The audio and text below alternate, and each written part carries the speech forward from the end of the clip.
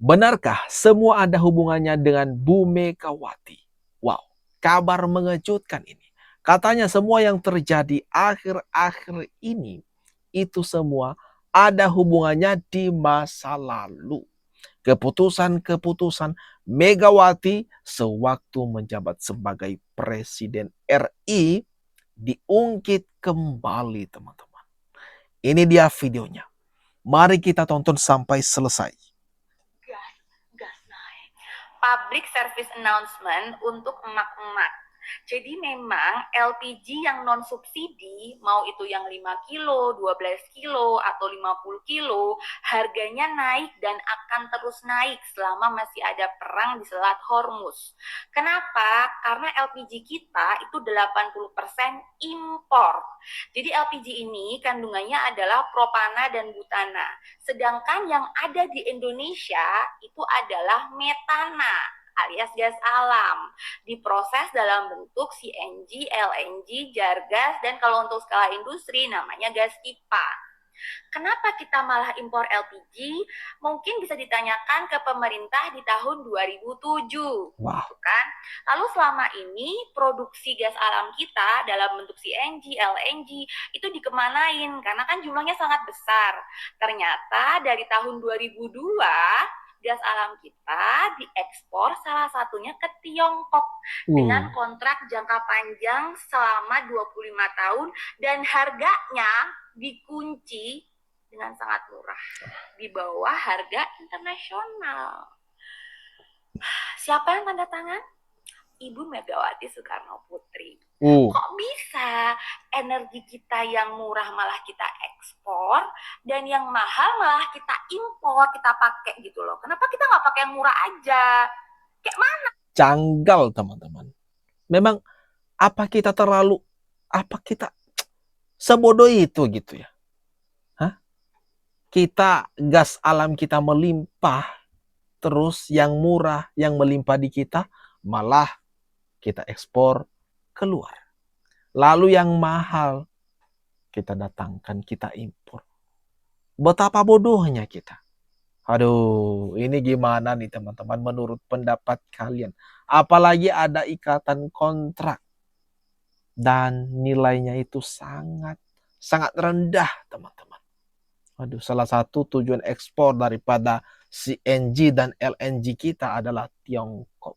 Aduh, semoga saja nih teman-teman, ada memang wacana sekarang, rencana besar daripada pemerintah Presiden Prabowo yang mengubah kembali nih.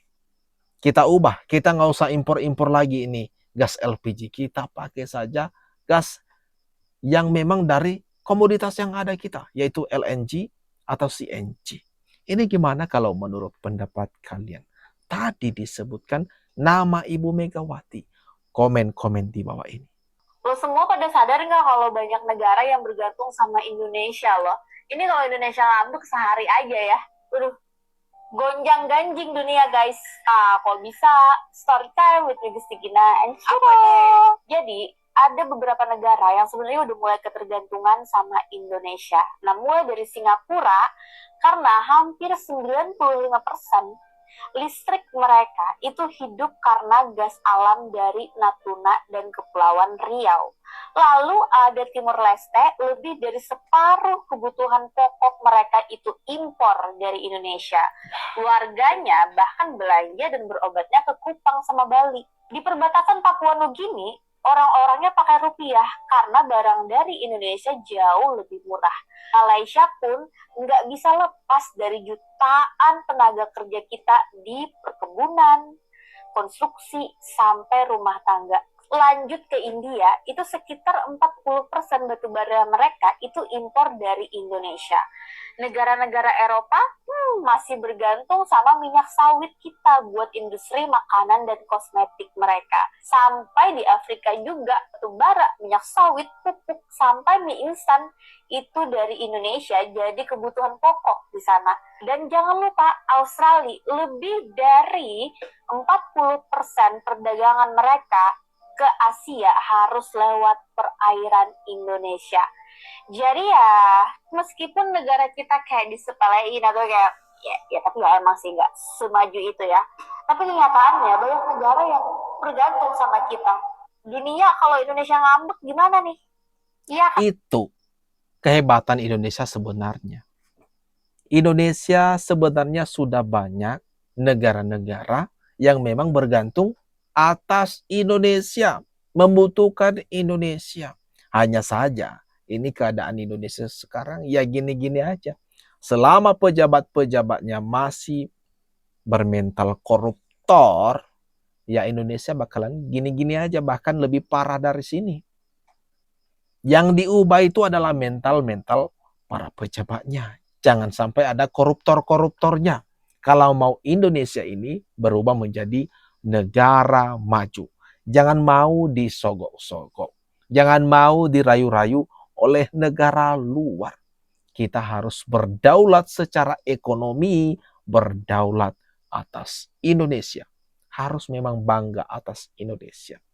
Jadi ketika kita memang tahu benar apa itu kemampuan Indonesia yang sesungguhnya. Kita ini negara kaya raya loh. Kita memiliki segalanya. Ada subur tanahnya, ada batu baranya, lautannya luas juga. Lalu Indonesia kurangnya apa lagi? Kenapa masih banyak orang Indonesia yang miskin? Itu dia teman-teman. Ini gimana kalau menurut pendapat kalian? Komen-komen di bawah ini ya. Megawati kan Ibu sempat menyebutkan sebagai sumber kekacauan. Betul, emang dia dari sejak awal 12 dosa yang saya coba rangkum. Terutama waktu dia menandatangani amandemen konstitusi kita. Penjualan BUMN. Banyak lagi itu. Saya lupa ya, tapi saya ingat ada 12 poin itu saya ingat. Tapi nggak diapa-apain. Hah? Nah ini mana keadilan hukumnya di sini kemana? Kalau orang sekarang berteriak mengenai kita harus jurdil, itu hak negara dong, hak warga negara dong. Katanya kita negara hukum. Tapi kalau kita bicara tentang bagaimana ketidakadilan hukum langsung dituduh makar. Itu kan sangat apa ya? Ini saya nggak ngerti nih. Penguasa sekarang ini maunya apa ini kayak begini? Mau tidak kehilangan kekuasaan? Kekuasaan betul, tapi harus bicara tentang keadilan yang artinya yang jurdil, kejujuran dan keadilan, tidak berbuat dengan kecurangan. Ini mengajarkan kepada rakyat kita untuk tidak berbuat adil di sini. Akhirnya apa? Itu jargonnya komunisme tuh, Klassenstreit, vertikal. Ayo, yang namanya kelas bawah melakukan perlawanan terhadap kelas atas. Itu membuka peluang dari jargon-jargon komunisme itu. Kalau cara begini. Ini saudara daripada Megawati mengatakan dengan tegas teman-teman. Sumber kekacauan negara ini adalah Megawati. Bahkan dia mencatat ada 12 dosa besar Megawati terhadap Indonesia. Waduh, nama Megawati masih terus disebut-sebut. Banyak negara besar di dunia ternyata bergantung pada ekspor dari Indonesia. Cina mengimpor nikel, batu bara, dan bauksit untuk baja dan baterai listrik. India membeli minyak sawit dan batu bara untuk energi dan industri makanan. Malaysia tetap impor bahan mentah sawit dan gas dari Indonesia. Singapura bergantung pada gas alam, listrik, dan bahan pangan kita. Jepang mengimpor LNG, batu bara, dan nikel untuk industri otomotif. Korea Selatan beli nikel dan batu bara untuk pabrik dan baterai listrik. Filipina dan Thailand banyak impor batu bara, minyak sawit, dan makanan olahan. Vietnam beli batu bara dan bahan baku industri dari Indonesia. Bangladesh dan Pakistan juga bergantung pada pasokan batu bara dan minyak sawit kita. Bahkan Arab Saudi menerima banyak produk pertanian, rempah, dan tenaga kerja asal Indonesia. Indonesia bukan cuma kaya sumber daya, tapi juga jadi penopang ekonomi banyak negara di dunia. Jadi teman-teman, sudah ya kita lihat bersama kalau Indonesia banyak dibutuhkan negara-negara di dunia. Sebenarnya Indonesia sudah menjadi salah satu negara yang paling penting dan berpengaruh. Tanpa Indonesia, bagaimana ini dunia sebenarnya? Tapi satu saja kekurangan kita, yaitu kebijakan. kebijakan dari pemerintah itu. Bagaimana mengelola posisi Indonesia yang begitu strategis di mata dunia. Nah, itu dia sekarang. Kalau saja pemerintah mampu menjalankan kebijakan, maka tentu Indonesia sekarang ini bukanlah Indonesia yang seperti hari ini terjadi. Tentu jauh lebih maju. Menjadi negara adidaya bisa. Kenapa enggak? Itu tidak mustahil, apalagi kekayaan alam yang begitu melimpah dan banyak sebagainya, pokoknya serba ada di Indonesia. Ini gimana kalau menurut pendapat kalian, teman-teman? Komen-komen di bawah ini. Tahukah Anda seberapa besar kerugian negara akibat ulah Megawati Soekarno Putri? Baik, video ini kita mulai dari fakta bahwa seluruh bangsa Indonesia tahu jika hanya Megawati satu-satunya wapres yang telah melakukan kudeta sipil kepada almarhum Gus Dur. Megawati menggulingkan kekuasaan dengan alasan yang tidak memiliki argumentasi hukum yang jelas. Pada saat rakyat benar-benar sedang ingin Gus Dur memimpin bangsa Indonesia. Selama Megawati memimpin, banyak sekali kemunduran, kerusakan yang terjadi di Indonesia.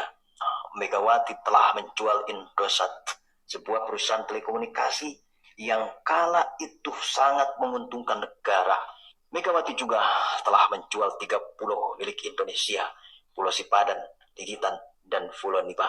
3 pulau yang sangat kaya dengan minyak mentah, hilang bagaikan dot. Megawati juga telah menjual gas alam di Papua Barat ke Cina dengan harga yang sangat murah, yang itu telah menyebabkan negara rugi 500 triliun setiap tahunnya. Skandal besar Megawati lainnya, bahwa Megawati telah menghapus utang BLBI bersama kabinet sama-sama dan bersama-sama. Mereka telah menghapuskan utang yang telah merugikan negara 138 triliun tersebut dengan cara mengeluarkan surat pernyataan lunas. Jadi tidak salah jika negara telah mencatat bahwa Megawati lah satu-satunya presiden yang tidak dipilih oleh rakyat, sehingga merugikan seluruh rakyat Indonesia dari masa ke masa. Demikian, semoga video ini menjadi pengingat seluruh kader bangsa di akhir tahun ini. Ini gimana nih, teman-teman? Catatan-catatan, ya memang begini. Riwayat daripada Ibu Megawati. Ini gimana membantahnya ya kira-kira? Dari PDIP ini gimana cara mereka membantah fakta-fakta yang disodorkan atas kebijakan-kebijakan Megawati yang jelas malah merugikan bangsa Indonesia, merugikan rakyat Indonesia. Betapa banyaknya kesalahan-kesalahan Ibu Megawati selama ia menjabat sebagai Presiden RI.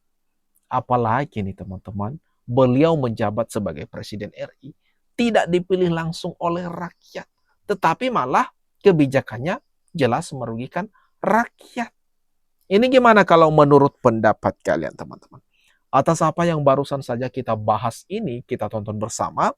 Jangan lupa ramekan kolom komentar yang ada di bawah ini.